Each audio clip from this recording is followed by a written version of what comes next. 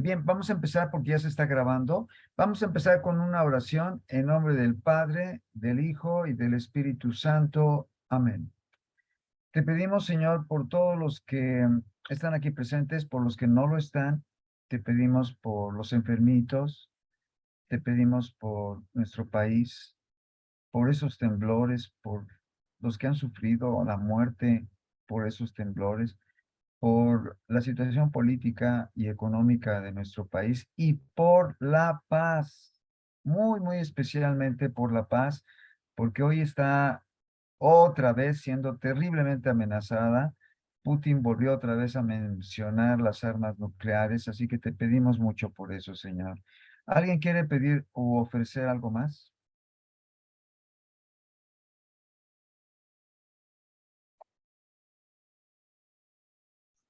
Mario, Por por favor, todas las necesidades de los presentes. te lo pedimos, Señor. Gracias, Silvia. A ti, Te Mario. lo pedimos, Señor. Por todos los que no tienen casa, que viven con estas inclemencias del frío, de la lluvia y que viven en la calle.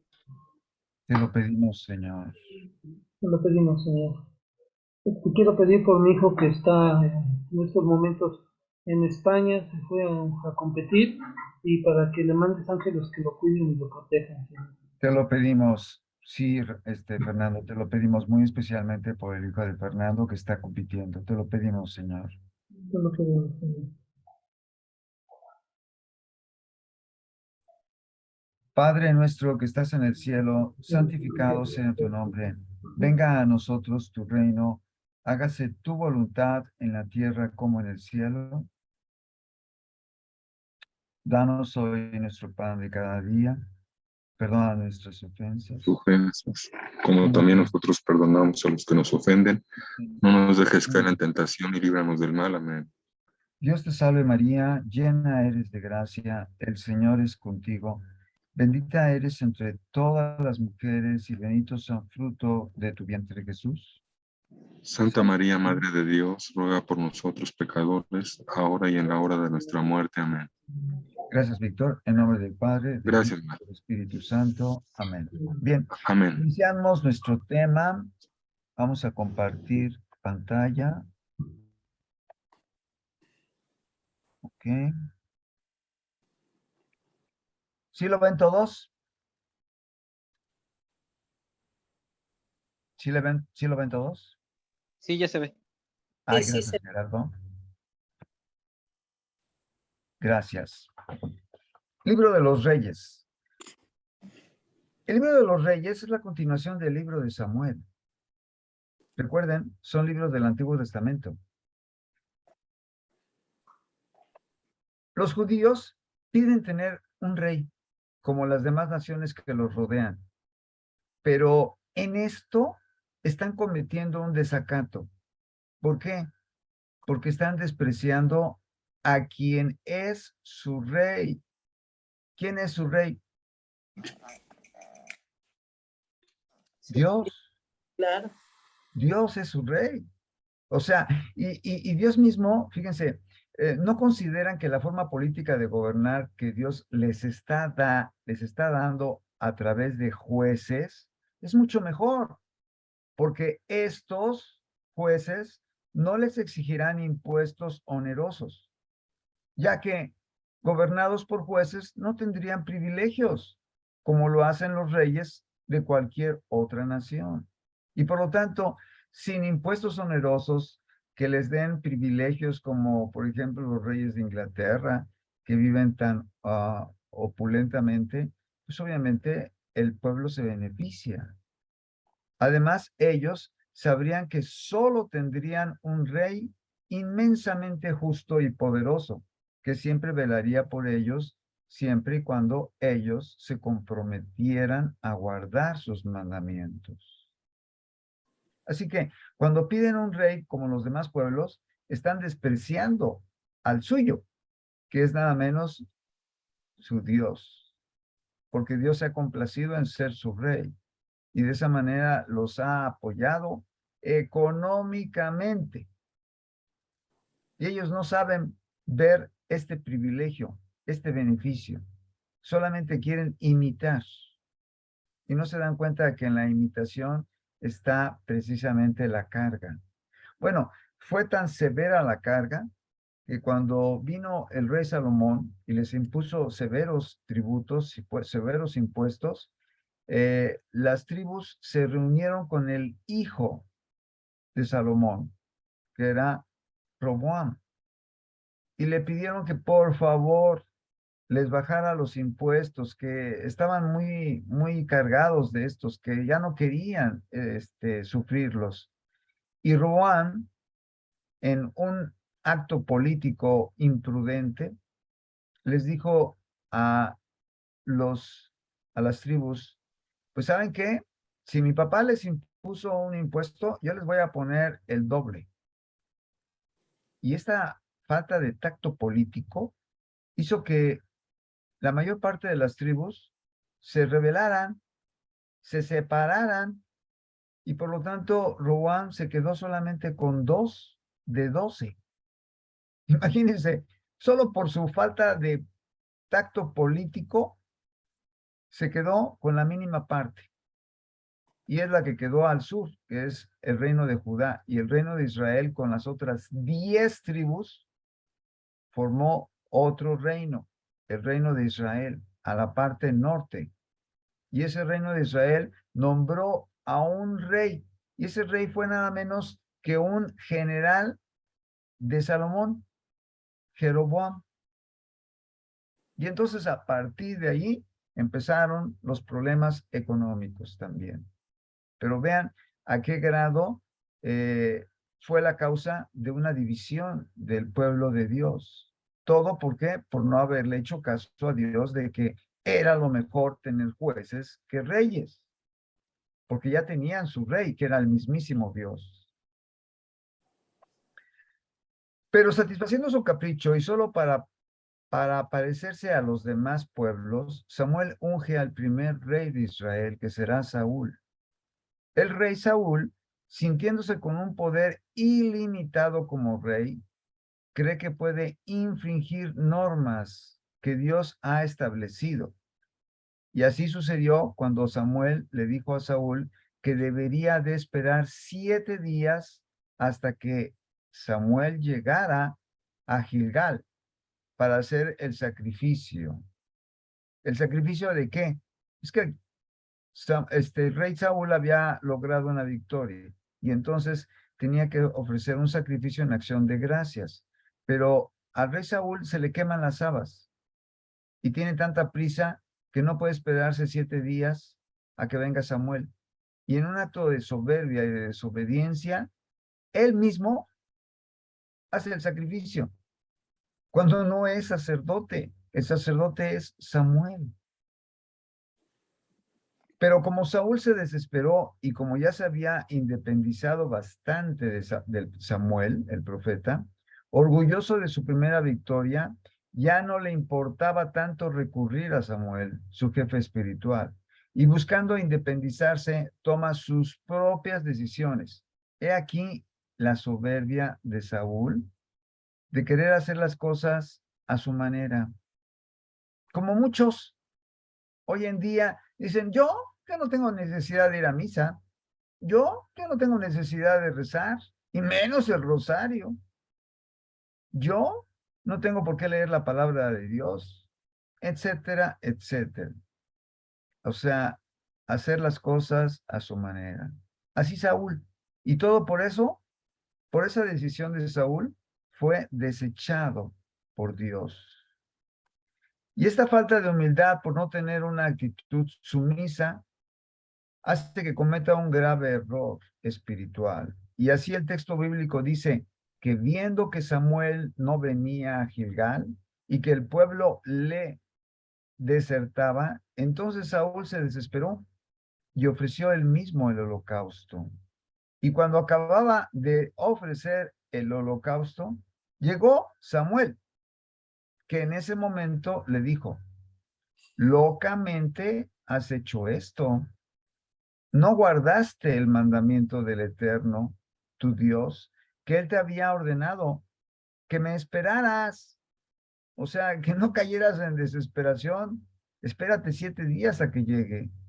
Por eso, cuando el Eterno te hubiera confirmado tu reino sobre Israel para siempre, ahora, como consecuencia, tu reino no será duradero.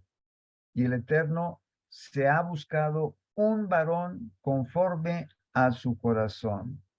Y ese varón conforme a su corazón, ¿quién creen que es? Es nada menos el siguiente rey. Me estoy refiriendo a David, el cual lo ha designado para que sea príncipe sobre su pueblo, por cuanto tú no has guardado lo que el Eterno te mandó. Primera de Samuel, capítulo 13, versículo 8. Nótese aquí que la prueba a Saúl no fue por parte de Samuel, sino de Dios mismo, ya que Dios quería comprobar si Saúl tomaba una actitud sumisa hacia él, humilde. O sea, a Dios no le agrada ni hay lugar para los soberbios. Si queremos agradar a Dios, tenemos que ser humildes, mostrando obediencia, como la pedía Samuel. Lamentablemente, no se les habían subido los humos a Saúl. Ya se había convertido en un rey déspota que no pedía consejos a nadie. Es muy probable que Saúl tuviera la intención de hacer el bien hacia Israel, incluso hacia Dios, pero a su manera. Y eso no es agradable a Dios. Dios tiene su manera y su forma, y hay que respetarla, humildemente tomarla.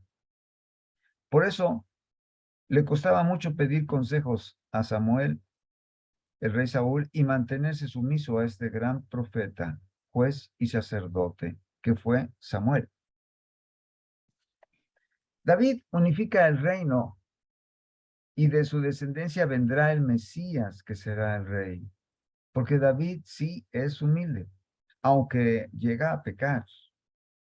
El Señor dijo a mi Señor, así le profetiza David, siéntate a mi diestra hasta que ponga a tus enemigos como estrado de tus pies.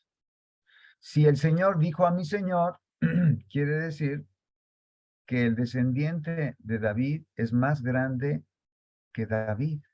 Por eso el Señor dijo a mi Señor. Y el descendiente de David es nada menos que el mismísimo Dios. Por eso, tanto José como Santa María, los dos son descendientes de David. Y esto lo dijo proféticamente David en el Salmo 110, versículo 1. En 2 de Samuel 7, 16 al 17, le dice Dios a David, a través del profeta Natán, no apartaré de ti mi amor como me aparté de Saúl, a quien quité delante de mí. Tu casa y tu reino permanecerán para siempre ante mí. Tu trono estará delante de mí eternamente.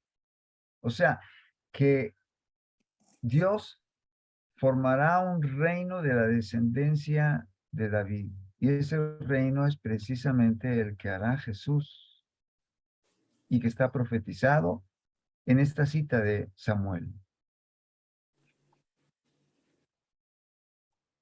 El libro de los reyes nos narra la larga historia de los reyes que vinieron después de David. David da a su hijo Salomón y al pueblo consejos sobre su comportamiento. Así, por ejemplo, en la Primera de Reyes, capítulo 2, versículo 3, dice, así ahora pongo a Dios como nuestro testigo y a la vista de todo Israel, la asamblea del Señor, les doy este encargo. Fíjense, cómo David, en presencia de la asamblea de todo el pueblo, le dice a su hijo, les doy este encargo. Asegúrense de obedecer todos los mandatos del Señor su Dios para que esta buena tierra siga en su posesión y la dejen para sus hijos en herencia permanente. O sea, que todo dependerá de obedecer a Dios, guardando los mandamientos para permanecer siempre de pie frente a Dios. porque si no somos desechados como lo fue Saúl y como lo fue el mismo pueblo de Israel cuando Dios lo dispersó entre las naciones por haberse apartado de sus mandamientos. Empezaron a caer en la idolatría, teniendo a otros dioses, por ejemplo. Empezando por el mismo Salomón, que dejó que en el templo santo de Dios hubiera dioses de las esposas de él, porque Salomón, desobedeciendo la ley, tomó muchas mujeres que no eran judías, y esas mujeres eran mujeres paganas que le insistieron que querían sus dioses también en el templo. Y Salomón, ante la insistencia de estas, permitió que en el templo de Dios estuvieran otros dioses. Imagínense qué desacato, tan terrible de Salomón. Afortunadamente, Salomón se arrepiente y se convierte y se salva. Así lo menciona eh, la venerable alemana, ahorita les digo, Emmerich, Ana Catalina de Emmerich. Dice que Salomón, Caín y Pilatos, esa triada de personas que uno podría pensar que se condenaron, finalmente se salvaron. Y tú, Salomón, hijo mío, aprende a conocer íntimamente al Dios de tus antepasados. Fíjense esta frase directa a su hijo, como todos debemos de hablarle a los descendientes, a nuestros hijos. Hijo mío, aprende a conocer íntimamente al Dios de tus antepasados. Adóralo y sírvelo de todo corazón y con una mente dispuesta, pues el Señor ve cada corazón y conoce todo plan y pensamiento. O sea, a Dios no son ocultos nuestros pensamientos. Antes de que hablemos, Él ya sabe lo que estamos pensando decir. Si lo buscas, lo encontrarás, pero si te apartas de Él, te rechazará para siempre. De modo que toma esto en serio. El Señor te ha elegido para construir un templo como su santuario. Sé fuerte y haz el trabajo. ¿Por qué no le permitió a David que lo hiciera? Porque David tenía sus manos manchadas de sangre, había matado a muchas personas y él prefería que lo hiciera Salomón. Invitación semejante la hizo Moisés con Josué y Josué lo hizo también con el pueblo, su pueblo suyo, el pueblo israelita. Saúl, David y Salomón fueron los únicos que reinaron antes de que Israel se dividiera en dos reinos. Recuerden, el hijo de Salomón, Roboam, hizo que el pueblo se dividiera en dos, y todo por su falta de tacto político, al no concederles bajar impuestos. A la muerte de Salomón, lo sucedió al trono su hijo Roboam, el cual no fue sabio al gobernar, y el reino se dividió en dos. Ante su respuesta áspera cuando le solicitaron los reinos que disminuyeran los impuestos que había impuesto su padre, diciendo que él impondría mayores impuestos, y por esto decidieron separarse y se formaron el reino de Judá al sur, con 2 tribus, y los 10 tribus restantes erigieron un reino llamado el Reino de Israel al norte. Esta división subsistió siglos hasta que fueron dispersados. Por ejemplo, Dios envió a sus siervos los profetas para evitar que los dos reinos cayeran en la corrupción. Pero en el reino del norte, Israel fue inútil. Por eso duró menos tiempo, desde el año 930 al año 722. Fíjense cómo está retrocediendo el tiempo. O sea, del 930, más grande en tiempo, al 722 está disminuyendo. ¿Por qué? Porque se está acercando al nacimiento de la fecha de Cristo. Porque la fecha de nacimiento de Cristo es lo que marca antes de él y después de él en la historia del mundo. Entre más alejados los años antes de Cristo es porque estamos hablando de un tiempo mucho más anterior. Y entre más cercano a el cero es precisamente más cercano al momento en que nace Jesús. Y aquí vemos cómo el reino del norte de Israel duró del 930 al 722. O sea, fue rápidamente destruido. Todos los reyes del norte traicionaron los mandamientos de Dios. Esto es 0 de 20 reyes. En cambio, en el reino del sur, Judá, hubo algunos reyes que sí fueron fieles. 8 de 20. O sea, también fueron 20 reyes, igual que en el reino del norte, 20 reyes. Pero nada más que en el reino del norte, 0 reyes justos. En cambio, en el reino del sur hubo 8 extraordinarios reyes que se mantuvieron justos. Esto les permitió que duraran más tiempo el reino del sur que del norte. Y eso hace que duró desde el 930, fecha en la que se dividieron los dos reinos por la frase que acabo de mencionar de Roboam, hasta el año 586. Vean, duró casi más de un siglo el reino del sur, o sea, el reino de Judá. Se acercó más a la fecha de nacimiento de Cristo, pero también se dividió, también se dispersó. Y después de esta división, hubo la profecía de que ya no volverían a haber dos reinos en Israel y que todos serían congregados de todas partes del mundo cuando Israel deje de ser pisado por gentiles. Y eso sucedió en el siglo XX. ¿Cuándo sucedió? ¿Alguien se acuerda? ¿En 1948? Muy bien, 1948. El Estado de Israel se formó y dejó de ser pisado por gentiles, que eran los palestinos. Y ya no hubo dos reinos, tal como lo había profetizado el propio Jesús.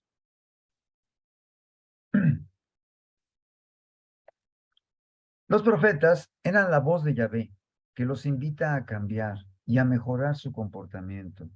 Los profetas no eran adivinos, solo les advertían que si no cambiaban o convertían, su destino sería la dispersión entre las naciones, tanto personal como nacional, o sea, tanto individual como en grupo.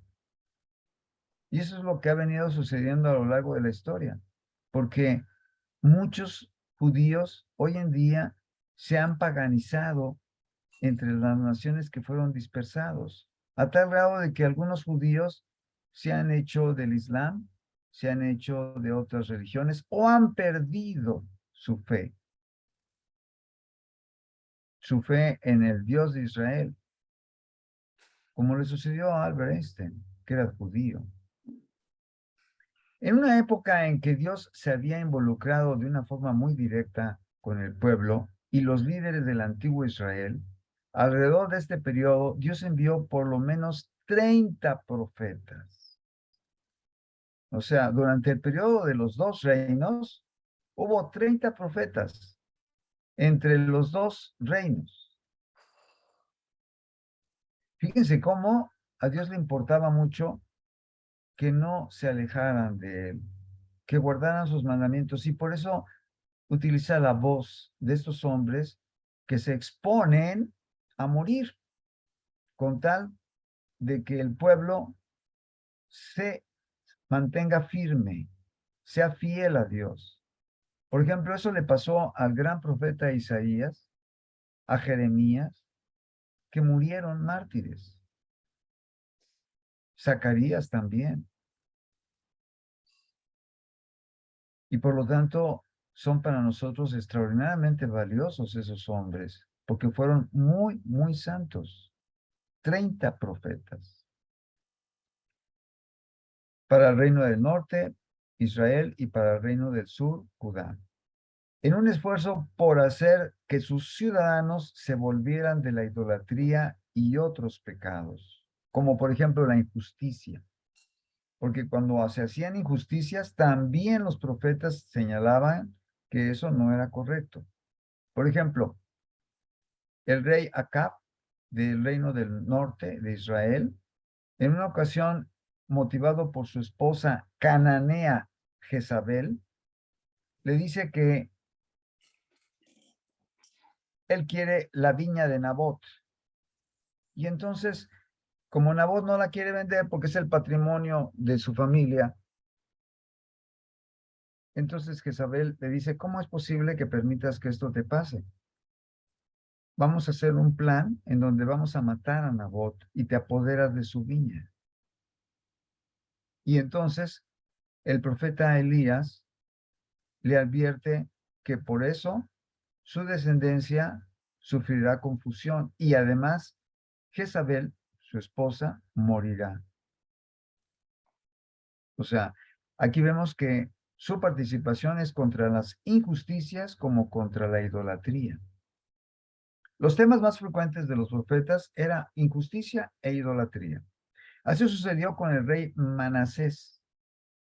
Segunda de Reyes, capítulo 21, versículo 23 al 26, cuando este 14º rey de Judá, estamos hablando del sur, Judá está al sur, y en su maldad mató al gran profeta Isaías, partiéndolo en dos, serruchándolo.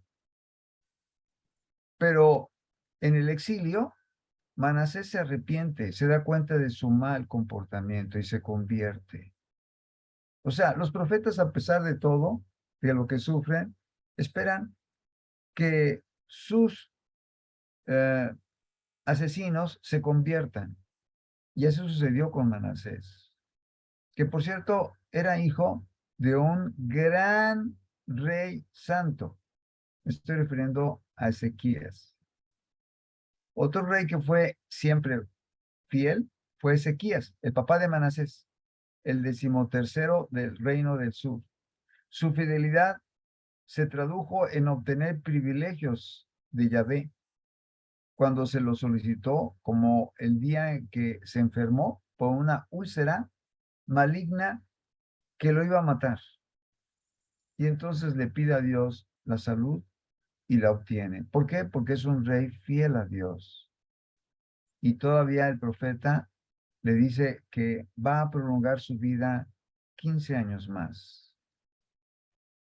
Es por lo tanto uno de esos 8 reyes que tuvo el reino del sur, Judá, que fueron justos. Los profetas predican a cada rey, llaman la atención de 2 profetas sobresalientes que manda Dios al reino del norte de Israel, que son Elías y Eliseo. Así, Elías reta a los 450 profetas de Baal, que se mencionan en el primer libro de los Reyes, capítulo 18, de versículo 20 al 27, para que llamen a Baal y a sus otros dioses, para que su sacrificio les envíe fuego y de esa manera demuestren que son verdaderamente dioses. Pero pasa un largo rato sin que sus dioses respondan, y eso ante el rey Acab y su esposa y el pueblo entero, en ese momento reunidos. Y cuando le toca invocar a Elías, a Yahvé, les pide antes que mojen el sacrificio, o sea, el animal inmolado, para que sea todavía más difícil que fuera quemado por el fuego divino que vendría del cielo. Y viene un fuego del cielo cuando Elías lo solicita ante la presencia del pueblo, y de esta manera Dios responde descendiendo ese fuego ante la presencia de todos. Y con todo y eso, estos reyes no se convierten, porque todos los reyes del norte, los 20 que hubo, no fueron fieles a Dios y murieron sin convertirse. Fíjense qué drama, ¿eh? Otro momento sobresaliente fue el reproche que le hace Elías al rey Acab y a su esposa cananea Jezabel, y eso está en el primero libro de los Reyes, capítulo 21, porque ha sido la que ha planeado el crimen de Nabot para apropiarse injustamente de su viña. Por esta injusticia le advierte la decadencia de su descendencia del rey y la muerte de su esposa. A pesar de que los reyes del norte todos fueron infieles, no así muchos en Israel. Porque uno podría pensar, bueno, en el norte, ya que todos los reyes fueron infieles a Dios, seguramente todo el pueblo lo fue. Pues no, no fue así. Dios que ve en lo secreto siempre conoce todos los que son de él. Y él había declarado anteriormente a Elías que había en el reino del norte 7,000 personas en Israel que no habían doblado su rodilla ante Baal. O sea, que eran fieles a Dios durante esa época de tanta perversidad. Eso se lee en el Primera de Reyes, capítulo 19, versículo 18. Elías fue dirigido por Dios directamente para buscar su sucesor, y Elías encontró a Eliseo en un campo arando en la heredad de su padre. Elías puso su manto sobre él. Permítame tantito.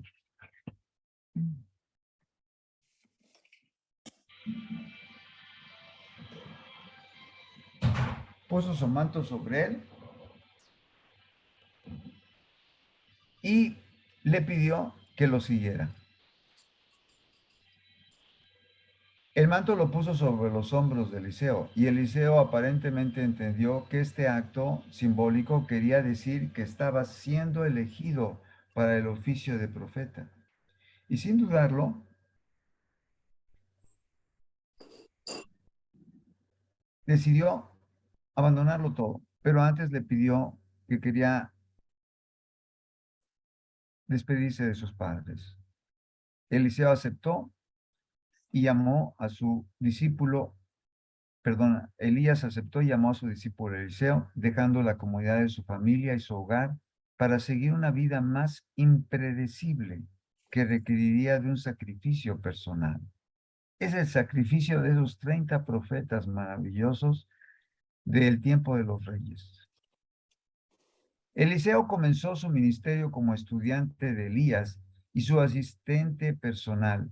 Este hombre joven sería probado primero con cosas pequeñas, como por ejemplo el acto humilde de verter agua en las manos de Elías, como se lee en el capítulo, en Segunda de Reyes, capítulo 3, versículo 11.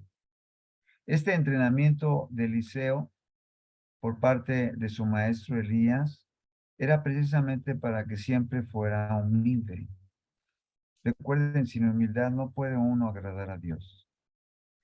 Y lo prepara gradualmente para una obra que tendría que realizar algún día él solo, porque seguiría como discípulo y sucesor de Elías, Eliseo. Eliseo, el profeta con el doble de espíritu de Elías, porque así se lo pide, realizó, fíjense bien, Elías 7 hechos sobrenaturales, pero Eliseo realizó 14. ¿Por qué? Porque tenía el doble del poder del Espíritu Santo y se manifestó precisamente en 14 maravillosos hechos que realizó. Eliseo fue un profeta del Antiguo Testamento que vivió alrededor del año 800 antes de Cristo. Es el profeta que continuó con los esfuerzos de Elías para restaurar la adoración verdadera. La obra de Eliseo sirve como un modelo de enseñanza y de justicia y fe. Es otro profeta que Dios manda al reino del norte, es el discípulo de Elías, lo vemos en en el segundo libro de Reyes, capítulo 13, versículo 14, y le dijo Eliseo al rey Joás, toma un arco, fíjense esta profecía, toma un arco y unas saetas, o sea, unas flechas. Y tomó entonces el rey Joás un arco y unas flechas. Luego dijo Eliseo al rey Israel, al rey Joás, pon tu mano sobre el arco, y puso su mano sobre el arco, y entonces puso Eliseo sus manos sobre las manos del rey, y le dijo, abre la ventana y da al oriente. Cuando él la abrió, y dijo Eliseo, tira las flechas. Y tirando él, dijo Eliseo, saeta de salvación de Jehová, o sea, la flecha de salvación de Jehová, y la flecha de salvación contra Siria, porque herirás a los sirios en Afec hasta consumirlos.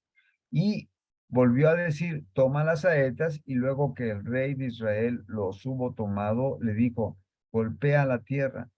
Y él golpeó la tierra 3 veces y se detuvo. Fíjense bien, aquí vemos por cómo el rey hace las cosas a su manera, cuando Eliseo no le dijo un número de veces y solamente lo hizo 3 veces. O sea, cuando Dios le pide algo, no le dice, detente, sigue haciéndolo.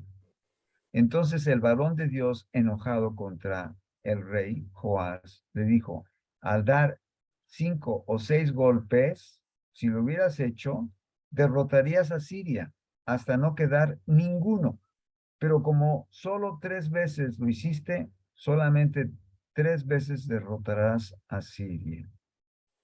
O sea, aquí vemos una lección más, cómo hacer las cosas como Dios manda, a su gusto y no al nuestro. Porque cada vez que hacemos las cosas a nuestra manera, sin apegarnos literalmente a las de Dios, simplemente lo que hacemos es restar gracia y bendición a nuestra vida.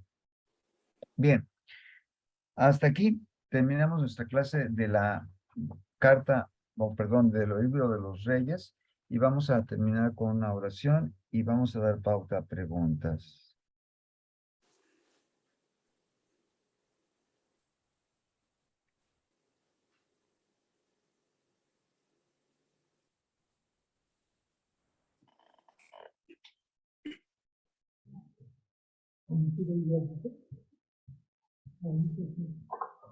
Salve Regina, Mater misericordiae, vita dulcedo, et spes nostra salve.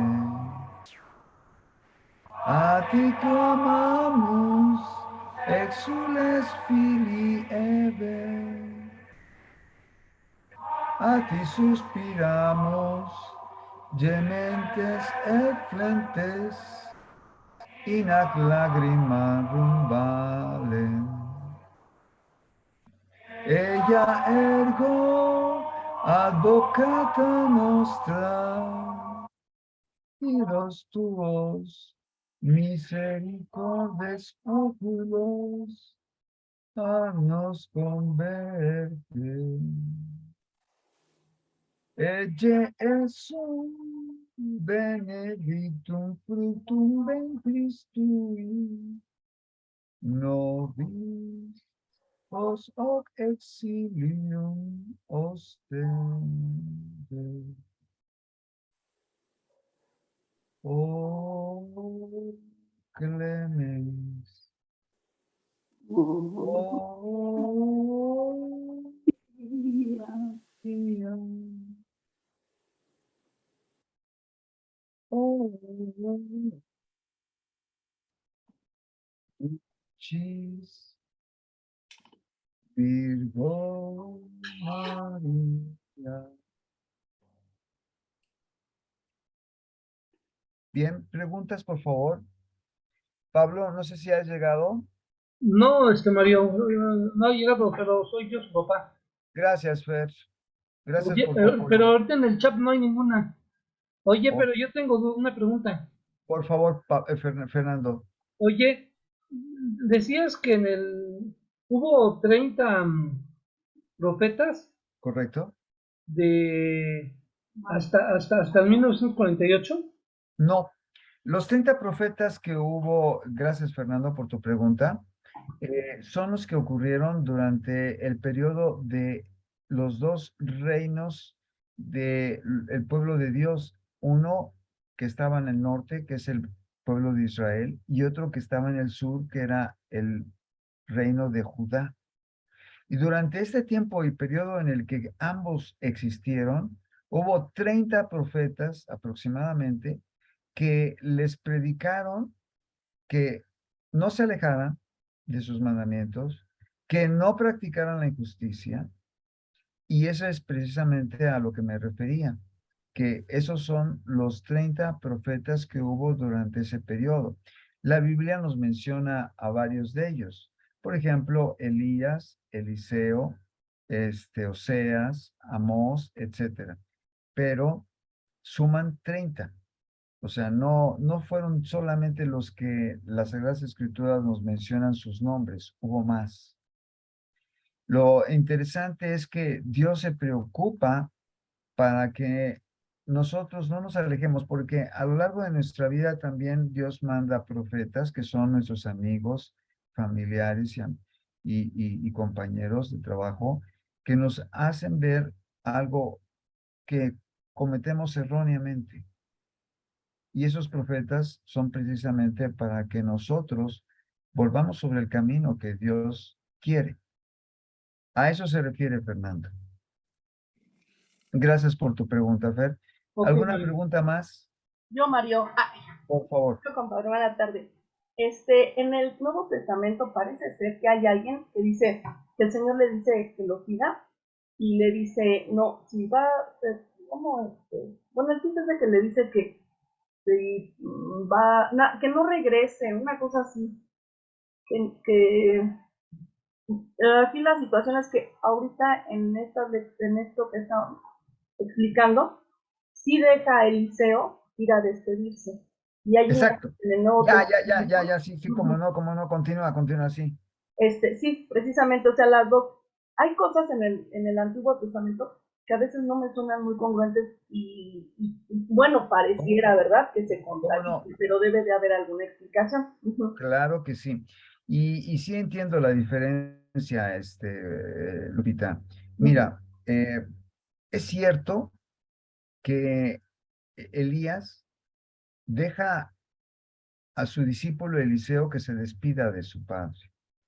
Y es cierto que con Jesús las cosas se volvieron un poquito más estrictas, o tal vez mucho más estrictas. Por ejemplo, un discípulo que pretende seguir a Jesús le dice al maestro, déjame enterrar a mi papá. Y entonces Jesús le dijo, deja que los muertos entierren a los muertos. Tú ven y sígueme. O sea, en el caso del tiempo de Jesús, las cosas suceden con más premura, con más rapidez. Por ejemplo, Jesús no puede esperarse a que ocurran los tiempos del funeral del papá de ese nuevo discípulo, porque está siendo perseguido por los judíos. Y si se queda ahí, no solamente él corre el riesgo de no terminar su misión, sino también sus discípulos. Y por eso le dice, deja que los muertos entierren a los muertos, porque es importante que ahorita abandones todo y me sigas. Y lo mismo le dice a otro que quería despedirse de familiares, etcétera, etcétera. No es realmente diferente, sino simplemente las circunstancias. Requiere un poquito Dios más exigencia. ¿Por qué? Porque está siendo perseguido. Elías no. En ese momento no tiene una persecución manifiesta de los reyes. Y por lo tanto, él puede darse el lujo de permitir que su nuevo discípulo vaya, sacrifique al buey, incluso después de que sacrifica al buey que utilizaba en el arado, el mismo yunque, todo lo que es el equipo del arado, lo hace pedazos para que sirva de madera para quemar y pueda comer el sacrificio de ese animal. Todo eso lo permite. ¿Por qué? Porque hay tiempo. En el caso de Jesús no lo hay. Pero si se dan cuenta, en realidad es simplemente circunstancial. ¿Por qué? Porque con el caso de Jesús se requería ante la premura y escasez de tiempo ¿Por qué? Porque era terriblemente perseguido Jesús por los judíos, fariseos, saduceos, herodianos, etc.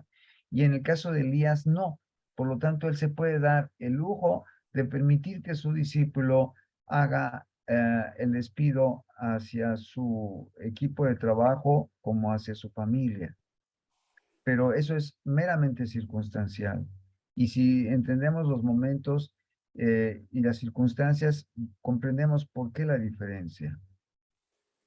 Al final de cuentas, Dios comprende el gusto que tiene alguien de despedirse y obviamente en el caso de Elías, lo permite y lo tolera porque existe la posibilidad para hacerlo cómodamente.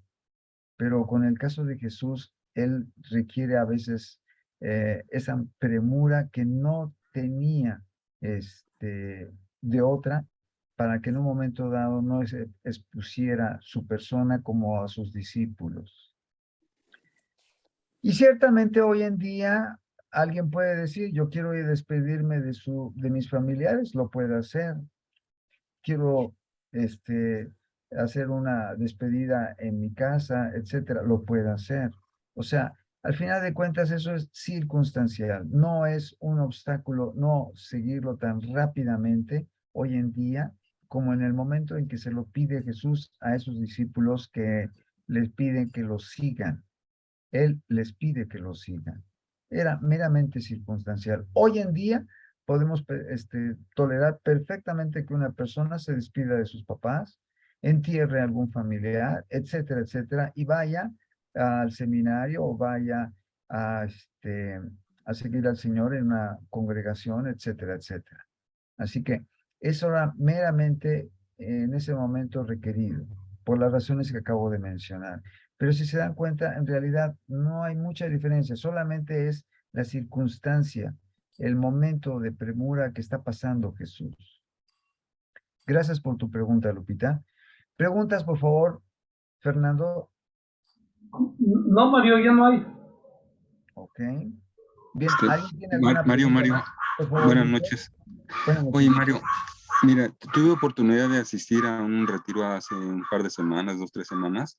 Gracias, Víctor. Y ya hicieron adiós, gracias, hicieron un grupito, entonces unas personitas, una hermanita subió un videito de un supuesto sacerdote que hace un exorcismo de agua, aceite y sal, y aparte es una bendición especial para las personas que hayan tomado la Sagrada Eucaristía.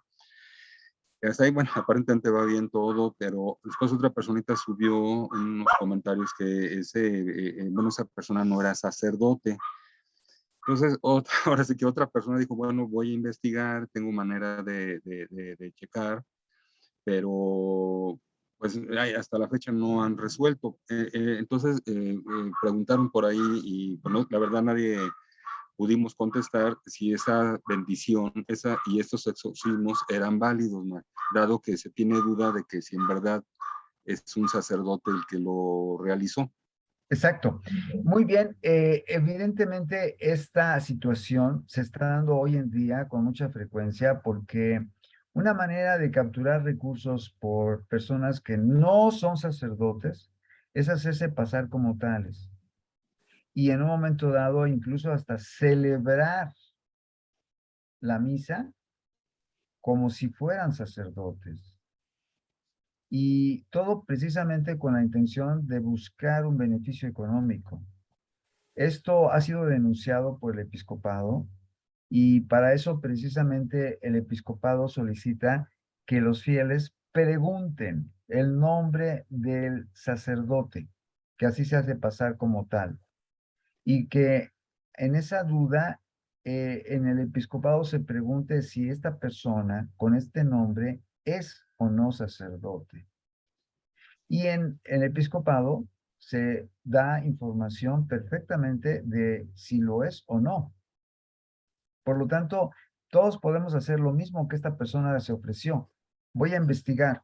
Sí, cada uno puede hacerlo y además en un momento dado es muy interesante hacerlo para saber si lo es o no. ¿Por qué? Porque si no es sacerdote, es simplemente está haciendo algo completamente indebido. Y lo que está celebrando no es válido. Ciertamente, la persona que lo hace en ignorancia no está propiamente pecando porque está desconociendo. Pero una vez que sabe que no es sacerdote, si sigue a esas celebraciones con esa persona, sí está faltando a Dios. ¿Por qué? Porque está haciendo una celebración inválida, porque no, un sacerdote es un ungido para celebrar. Sus manos tienen la posibilidad de consagrar como de perdonar, gracias a esa unción, los pecados, como Jesús lo menciona en el Evangelio de San Juan, en el capítulo 21, versículo 23, a quienes vosotros perdonáis los pecados les serán perdonados. Por eso es muy importante obtener el dato de la persona que nos dice que es sacerdote, porque se está presentando este delito con mucha frecuencia hoy en día. Y por lo Muchas tanto, gracias. gracias a ti, Víctor. Y Gracias. acuérdense, pidan el nombre, hablen al episcopado. Ahí van a obtener la confirmación de si lo es o no. Gracias, Muy Víctor. bien. No, al contrario, Mario. Muchas gracias. Preguntas, Doctor, buenas noches. por favor, Gerardo. Yo tengo pues una duda y a ver, me gustaría saber su opinión. Sí. Apenas empecé a leer las visiones de Ana Caterina de Emmerich. Entonces, en la parte donde narra el Génesis, ella menciona a la víbora con patas. Dice un animalito con patitas. Entonces, quiere decir que la maldición que Dios le da es quitarle las patas cuando le dice te arrastrarás por toda tu vida. Exacto, exacto. Cuando la maldición le quita las patas. ¿Por qué? Porque fíjense que los animales cuando son reptiles, como precisamente la serpiente pertenece a ellos, en su etapa evolutiva anterior tienen patas y después las pierden. Precisamente esa maldición ahí cuadra. Y esa actitud de reptar, o sea, de arrastrarse, era una manera de hacernos ver el Señor de su actitud vil de Satanás. No porque en realidad las serpientes lo sean, me estoy refiriendo a las que reptan, o sea, van por el piso arrastrándose. No, sino para hacernos ver precisamente que el pecado que nos origina el demonio, que recuerden que el demonio solamente tomó la forma y figura de la serpiente.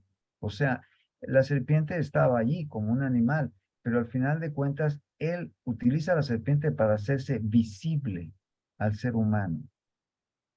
Y puede a través de ella, para que lo vean, a la serpiente, a través de ella, pueda comunicarse con ellos. Y por lo tanto, todo esto de caminar sin patas, etcétera, arrastrándose, no es más que para hacernos sentir lo vil que es el pecado y cómo nos lleva a una vileza cuando en un momento dado también nos arrastramos como la serpiente sobre el piso, sin que en un momento dado tengamos dignidad o la perdamos, precisamente como hijos de Dios, haciendo caso al demonio. Así que los animales reptiles sí perdieron las patas, antes las tenían, y la serpiente es un animal que en un proceso de cambio las perdió. Y por eso precisamente para nosotros nos representan esa situación de lo que representa el arrastrarse como algo vil, aunque no por eso una serpiente lo sea para nosotros, porque recuerden que Satanás solamente la toma como una manera física de hacerse visible al hombre, ¿verdad? Y así lo dijo el texto del Génesis. Y viendo a la serpiente, que le pareció muy astuta, Satanás quiso precisamente utilizarla para a través de ella comunicar a Adán lo que quería transmitirle, que era precisamente la tentación que todos conocemos. Así que sí, se perdieron las patas en ese cambio generacional, evolutivo, Gerardo. Gracias, doctor. A ti, Gerardo. ¿Preguntas?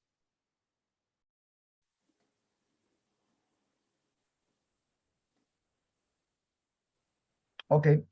Terminamos entonces les pido por favor que no se les olvide hacer su ayuno un día a la semana. Créanme lo que es saludabilísimo para nuestro cuerpo y también espiritualmente muy saludable para nuestra sociedad y para el mundo entero. Su rosario diario, por favor, no se les olvide. Estamos hablando ¿Puedo de, hacer una pregunta, por doctor? favor, Martita. Cuando ya no hubo profetas durante 400 años, ¿por qué fue eso? Ah, Ya sí, después vino Jesús. sí. Marta, esa es una interesante observación y eso señala de que usted ha estado leyendo y me encanta, ¿eh? Efectivamente, hay algunos que opinan que durante un tiempo, como ese que acabo de mencionar de siglos, no hubo profetas, pero Dios no solamente habló por los profetas, como hace rato también les mencionaba, que Dios sigue hablando a través de nuestros amigos, nuestros familiares, nuestros conocidos, que nos hacen ver que nuestro comportamiento puede ser mejor. Y estos hombres que no son conocidos como profetas porque no fueron conocidos como tales durante ese periodo que usted menciona y que así es, Marta, no se equivoca usted, así lo mencionan los historiadores durante ese periodo. Finalmente, Dios nunca deja de hablar a través de muchos hombres y mujeres alrededor de nuestras vidas. Nunca, porque así también lo ha señalado. Dios nunca deja de hablarnos a través de sus servidores. Por lo tanto, Dios no necesita que haya un profeta reconocido en el pueblo y que esté profetizando el futuro, porque el profeta cumple su misión simplemente con decirnos lo que es correcto. Con eso es profeta, aunque Sí. no diga el futuro. Y es precisamente lo que hacemos cada uno de nosotros, porque como estamos bautizados, tenemos que ser todos sacerdotes, reyes y profetas. Todos, Sí. absolutamente todos. Porque todos tenemos que decirles a los demás precisamente lo que deben de hacer. En ese momento somos profetas. ¿Y Exacto, cuando somos reyes? exacto. ¿Cuándo somos reyes? Somos reyes cuando tenemos el dominio de nosotros mismos, Marta. Por ejemplo, hace rato les decía, niéguense a sí mismos, porque de esa manera van a tener el control de su cuerpo. De otra manera, van a ser esclavos de ese cuerpo. Por ejemplo, Del pecado. exacto. Por ejemplo, yo conozco personas que dicen, yo no puedo dejar de ir a una fiesta, yo no puedo dejar de ir a esa reunión, yo no puedo dejar de ver esa película. O sea, ¿todo por qué? Porque no tienen control de sí mismos, no son reyes. Mm, Y Y todos sacerdotes, sí, perdón, Martita. y sacerdotes cuando somos. Y sacerdotes somos desde el momento en el que hacemos cosas santas, sacerdotis, el que da cosas santas. Por ejemplo, cuando le damos una limosna a un pobre, cuando, por ejemplo, le decimos a una persona que se está drogando, no lo hagas, cuando, por ejemplo, le damos un buen consejo a una persona, todo eso son acciones santas y eso es un sacerdote, Sí. sacrodotis, el que hace cosas santas. Por eso un sacerdote que se convierte en pederasta, en un hombre que tiene relaciones sexuales con mujer o con mujeres, ese hombre ha dejado de ser un hombre que hace cosas santas. Ah, Y por gracias. eso hay que pedir mucho por ellos, porque somos más tentados. Sí. Un sacerdote, decía San Agustín, nunca va solo al infierno, porque hay mucha gente que se escandaliza por lo que hace y lo acompaña al infierno. La misma Virgen lo ha mencionado en recientes apariciones, diciendo que hay muchos sacerdotes que se van al infierno por el pecado de sus fieles, porque llegan a decir atrevidamente, no te preocupes, tú sigue adelante. Eso puede ser muy delicado si se trata de un pecado. Por eso hay que pedir mucho por ellos. Por ejemplo, si un sacerdote dice cosas como por ejemplo, díganle a sus muertos que recen por ustedes, que pidan por ustedes. Nosotros les tenemos que decir, eso no se lo diga. Pero Marta, cuando una persona le está pidiendo a sus fieles difuntos sus oraciones y su intención, no sería malo. Por ejemplo, nosotros podemos pedir a las almas de purgatorio que nos ayuden. Y en esas almas de purgatorio están nuestros familiares y amigos. Por ejemplo, en Peña Bernal hay un caso de un individuo que ya les platiqué que iba huyendo porque había robado. Y entonces, en ese momento, sabiendo que estaba en sumo peligro, porque ya estaban cerquitísima de él, le pide a las almas de purgatorio que lo ayuden y que él ofrece que ya no va a volver a hacer esto, que es más, lo que acaba de robar lo quiere utilizar para construir una iglesia. Y entonces, en ese momento, inexplicablemente pasan alrededor de él los soldados y lo dejan. Y él se queda sorprendido y dice, yo voy a cumplir con mi parte. En ese momento deja el dinero y construye un templo en ese lugar. Ese templo hoy en día existe y se llama el Templo de las Almas de Purgatorio. Está en Peña Bernal. Así que uno puede pedir a las almas de purgatorio su intercesión. Y Pero a los nosotros, muertos no, es que las almas de purgatorio son todos muertos. pero Todos están muertos. el Ahora, rey Saúl, si nosotros nos estamos refiriendo a los muertos en el pecado mortal, porque hay muertos en el alma, y esas personas están en el infierno. Y nosotros no podemos pedir a un alma del infierno que ruegue por nosotros. y para saber, las del purgatorio no están en el infierno, no están en Exacto. el infierno. Exacto. Las Pero, del por purgatorio. ejemplo, el rey Saúl fue a hablar con Exacto. el profeta Samuel para que le dijera dónde estaban sus burros. Exacto. Por eso se enojó Dios. Exacto. Eso, voy a platicar eso. Mire, muy Sí. bien. Es un ejemplo muy interesante, Marta. Fíjense, es muy diferente, pero muy diferente pedir la intercesión de las almas de purgatorio o de los muertos, fieles difuntos. Es muy diferente a invocar a los muertos. Por ejemplo, los espiritistas y los espiritualistas, que son dos sectas diferentes, Sí. una de ellas nacida en México, acostumbran recurrir invocando a los muertos. Invocar quiere decir que pedir a los muertos que vengan y nos hablen, que nos Sí. den una opinión, que nos digan dónde dejaron el dinero, que nos digan qué hay con respecto a esta herencia, etcétera, etcétera, etcétera. Cualquier vacilada, lo que ustedes quieran. Invocar a los muertos está prohibido en el capítulo 18, versículo 11 del Deuteronomio. Sí. No quiere Dios que invoquemos a los muertos.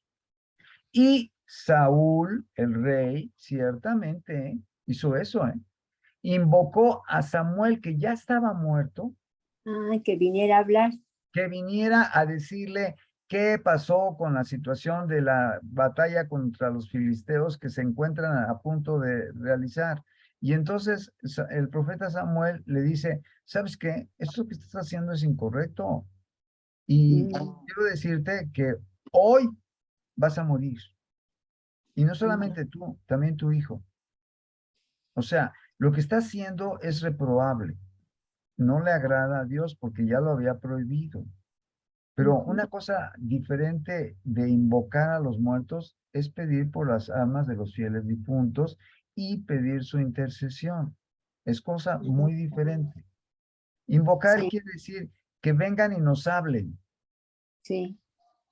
Pedir su intercesión es pedir que ellos nos ayuden a resolver un problema, que es muy diferente, Sí. ¿verdad? Gracias. Pero es muy buena su pregunta y qué bueno que tenemos la oportunidad de aclararlo. Sí, gracias. Gracias, Marta. Preguntas, por favor. Doctor, ahorita relacionada con este tema, Sí. ¿por qué cuando hay, por ejemplo, un sacerdote o en este caso, me acuerdo cuando creo que fue, el que era sumo sacerdote en tiempos de Jesús, bueno, Anás y Caifás, sí, Anás y él, Caifás, uno de o ellos profetizó casi, casi que Jesús iba a morir. exacto, Entonces, eso significa que él sigue teniendo Espíritu Santo, siendo exacto, malo. Entonces, exacto. ¿por qué Dios no lo abandona? ¿Por qué no retira el espíritu de esas personas? ¿Cómo no? Es muy interesante tu pregunta y efectivamente Anás dijo lo siguiente: es preferible que un hombre muera a que todos muramos. O sea, que era preferible que Jesús muriera para que todos nos salvemos a que Él no muera y nosotros muramos.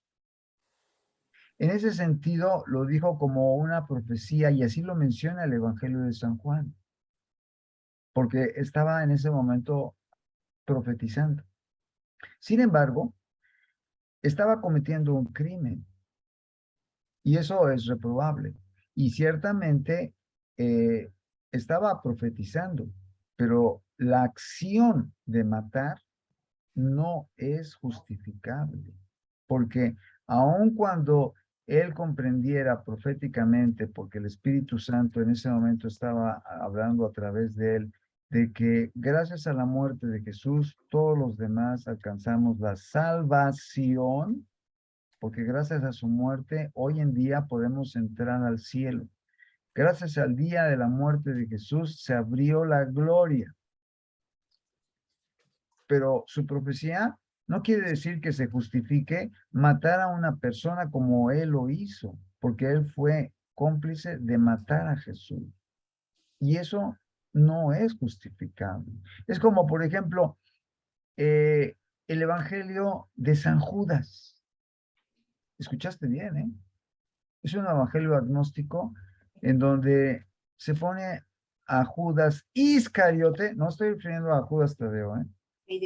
A Judas Iscariote como el gran personaje de los 12 apóstoles, porque dice en el Evangelio de Judas: tú eres el más importante de mis discípulos porque gracias a ti voy a salvar al mundo. Es en serio, así lo menciona el Evangelio de Judas, ¿eh? Fue descubierto en Egipto y no hace mucho tiempo, ¿eh? Evidentemente, ustedes comprenderán que esta acción de Judas es totalmente reprobable y por eso se fue al infierno y por eso dijo Jesús: más le valiera no haber nacido, y y otras frases que están en la Biblia que señalan que su condenación, porque una frase como esta no se puede dar para una persona que se va a salvar. Y por lo tanto, con respecto a la acción de Judas, es absolutamente reprobable, a pesar de que en un momento dado la muerte de Jesús fue para nosotros salvación. ¿Sí me explico? Y por lo tanto, aun cuando haya dicho correctamente Anás esa profecía, no por eso su acción está justificada. La acción de matar a un justo. Sin duda alguna, todos los involucrados en el asesinato de Jesús difícilmente se salvarán, empezando por Judas, ¿verdad? Por lo tanto, Dios puede hablar a través de personas inicuas. Eso que ni qué. Así que no se extrañen que en un momento dado Dios pueda utilizar a un pecador para decir cosas verdaderas. Y no porque las haya dicho como tales, como verdaderas, está justificado.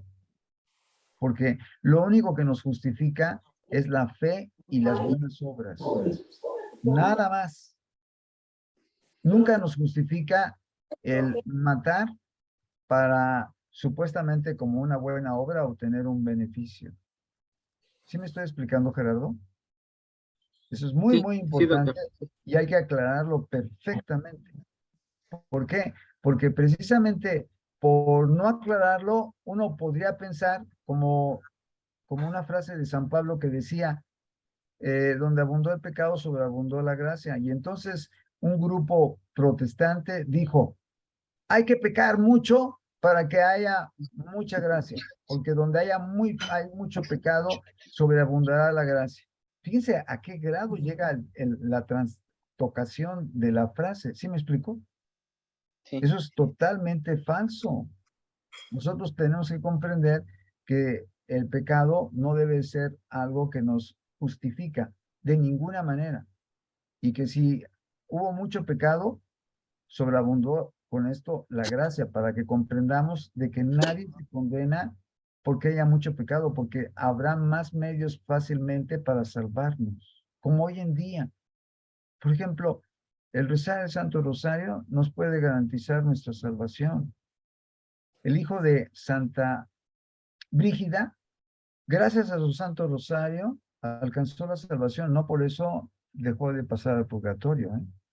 Pero con eso ustedes comprenderán que donde abunda el pecado, sobreabundará la gracia. Y hay más medios para salvarnos que medios para condenarnos. Y no porque exista esa posibilidad de pecar, existe el medio para decir, es que pecando podemos quedar más justificados si pecamos mucho. De ninguna manera. El pecado no nos justifica. De ninguna manera, ni mucho ni poco. Nada, simplemente nada. Hacer lo correcto, punto, como Dios manda. Gracias por esa interesantísima pregunta, Gerardo. Gracias, doctor. ¿Preguntas? Doctor, le quería Marta, preguntar algo. Marta, por favor. ¿Rezar el rosario diario o decir el oficio de laudes o leer la Biblia? ¿Puede ser cualquiera de los tres? Esa es muy interesante pregunta, Marta, ¿eh? Casualmente, fíjese bien, todas ellas nos dan gracias, pero casualmente el Santo Rosario, dijo la Virgen en Fátima, que ningún católico está exento de rezar. O sea, usted puede dejar de rezar el laudes, la hora santa, puede dejar de rezar, por ejemplo, la paraliturgia, cualquier cosa, cualquier oración, lo que usted guste, puede dejarla de hacer. Sí, Pero doctor. el Santo Rosario, todos lo tenemos que rezar, porque ningún católico está exento de hacerlo, dijo la Virgen. ¿O Ahora, leer la Biblia? uno puede rezar el Santo Rosario y hacer otras oraciones también.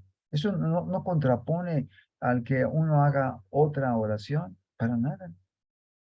Pero no dejar el Santo Rosario, porque cada vez que nosotros rezamos el Ave María, la Virgen en ese mismo momento hace una oración al Padre, al Espíritu Santo y al Hijo a favor de nosotros.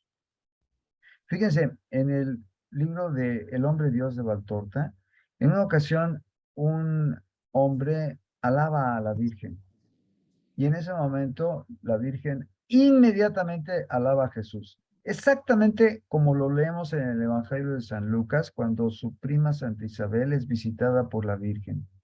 ¿Qué hace su prima Santa Isabel? Dios te salve María, llena eres de gracia. El Señor es contigo. Y la Virgen contesta con el Magnífica. Por lo tanto, cuando nosotros rezamos el rosario, y lo dice San Luis María Griñón de Montfort, en su maravillosa obra La verdadera devoción a María, dice que cuando nosotros rezamos un Ave María, inmediatamente la Virgen hace una oración a favor de nosotros, porque ella no se queda con la oración, la alabanza. Ella la transmite al Padre en forma perfecta, nuestra alabanza, y pide por nosotros. Así que nos conviene rezar el rosario. Es absolutamente conveniente. Y claro, usted puede rezar el Santo Rosario y puede rezar cualquier otra devoción. No se contraponen, pero no deje de rezar su rosario diario. Punto. Sí, gracias. Al contrario. Mario, Preguntas, por favor. perdón, Mario, ¿puedo hacer Sí, una? por favor. Gracias, Mario. Mira, ya ves, bueno, referente a lo que platicabas o comentabas hace unos minutos acerca de los medium, los espiritualistas, todos ellos. Ya ves, María Sima tenía como otras, el don de tener comunicación con las almas del purgatorio. Correcto.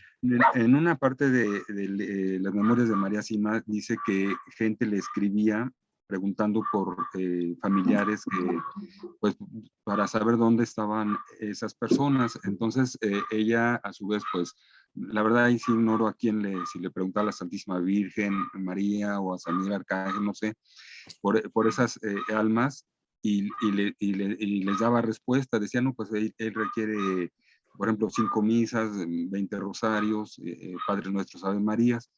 El hecho de esas personas que preguntaron, ¿están incurriendo en alguna falta, Mario? No, para nada. Fíjate que eso mismo sucedió en Fátima, Víctor. Fíjate Sí, que los jóvenes a la Virgen le preguntaron, oye, ¿y dónde está Amparo? Que fue la pregunta más hermosa, ¿eh? sí. Porque la Virgen contestó, ella está en el purgatorio. ¿Y cuándo va a salir? Hasta el fin del mundo. Y luego preguntaron por otras amigas que ya habían muerto y amigos, y la Virgen les dijo, ya están en el cielo. O sea, eso mismo sucedió en Fátima. Sí, Y la pregunta fue muy, muy interesante con respecto a esta amiga de ellas que está en el purgatorio hasta el fin del mundo. Comprenderán que obviamente el quedarse en el purgatorio hasta el fin del mundo es algo terrible. Por eso es que hay que rezar mucho por las almas del purgatorio. Porque si logramos hacer que una persona que estuviera en el purgatorio hasta el fin del mundo saliera antes, ¿se pueden ustedes imaginar con qué agradecimiento nos va a mirar todo el resto de nuestra vida?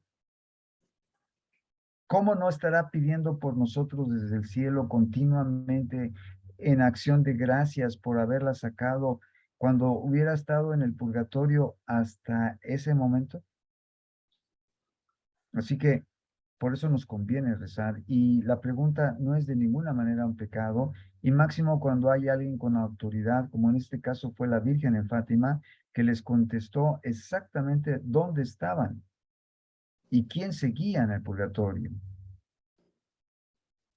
¿verdad? bien, Así que no es pecado de ninguna manera. Lo que muy es bien. pecado es invocarlos.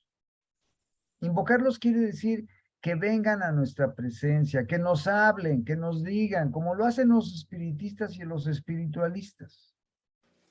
Eso sí es pecado. ¿Por qué? Porque lo prohíbe el Deuteronomio, como hace rato lo acabo de mencionar. Te prohíbo que invoques los espíritus de los muertos. No es para nosotros ninguna utilidad que vengan. Es más, ustedes lo vieron con el rey Saúl. ¿Qué le costó? Pues simplemente el que muriera el mismo día y él y su hijo, o sea, estaban haciendo algo indebido, como era invocar a un espíritu de un muerto a través de la pitonisa de Endor. Así que, Doctor, por favor, Marta. ¿te puede hacer una pregunta? Mire, mi abuelita, no sé si era espiritista o espiritualista, pero ella iba a un templo donde se dormían, así decía. Entonces, pues yo qué puedo hacer para cortar esa mala herencia. Qué bonita pregunta, Marta. Mire, para empezar, usted no es responsable de lo que haya hecho un pariente suyo que ya murió y que practicaba eso. Usted no es responsable, ni va a tener consecuencias, ni usted ni su descendencia, por lo que ellos hayan hecho. Acuérdense de Sí, Ezequiel. doctor. Ezequiel en el capítulo 18 nos dice, cada quien llevará sobre sí mismo sus propios pecados. Por lo tanto, lo único que podemos hacer por esas personas que practicaban algo que Dios no aprobaba es pedir por ellos, esperando que estando en el purgatorio se acorte su estancia en él. Nada más. Y Sí, no podemos sí, decir, doctor. es que yo voy a pedir para que sus actos reprobables no representen para mí un peligro. No, no, no, no, no, no. Cada uno llevará sus propios pecados, dice Ezequiel. Cada uno. No, Gracias. no va a cargar el hijo los pecados del papá, ni el nieto los pecados del abuelo, nadie, todos, cada quien los propios, nada más. Y lo que podemos hacer por los pecados de nuestros antecesores que ya murieron es pedir por ellos, no invocarlos, nada más. Gracias. Al contrario. ¿Preguntas? Gracias a todos por venir. Nos vemos primeramente Dios. Por favor, tomen en cuenta todo lo que hemos mencionado. Les agradezco mucho su presencia y también pidamos mucho por la paz. Se lo suplico. Sí, doctor. Porque es urgente que pidamos por este tema, ya que nos afecta a todos. Una guerra de estas magnitudes que además está profetizada en Fátima. Acuérdense, la Tercera Guerra Mundial solamente se postergó. O sea, no la tenemos cancelada, ¿eh? Está postergada. Y de nosotros depende de que la empujemos más adelante de nuestra existencia. Porque todos sufriríamos terriblemente. Como le dijo Biden a Putin, cuando dijo que estaba dispuesto a utilizar armas termonucleares y que presumió de que su tecnología en esas armas eran más avanzadas que las de la OTAN. Y contestó Biden: es irresponsable hablar de esa manera, porque en una guerra atómica no habría vencedores. Es obvio. Más inteligente fue Biden. Pero como Putin está enfermo de cáncer, no le importa morir y matar a los demás. Por lo tanto, pidamos para que este loco no haga algo terriblemente incorrecto como lanzar bombas termonucleares. Pidamos mucho por eso, por favor. Gracias a todos. Que Dios Sí, los bendiga. doctor. Muchas Gracias. gracias. Bye. Nos vemos. Buenas Gracias, Mario. Bye, Muy doctor. amable. Bye. Gracias, buenas noches, doctor. Gracias. Adiós, Mario. Saludos a Silvia. Adiós, Fer. Muchas Adiós gracias. a Buenas todos. A noches. Dios les todos. bendiga a todos. Igualmente. Saludos a Silvia, Mario. Gracias, Fer. Lulú. Gracias, Fer. Igual a toda la familia, ¿eh? Sí, Gracias. compadre, gracias. Hasta luego. Que pasen buena noche. Igualmente, Lupita.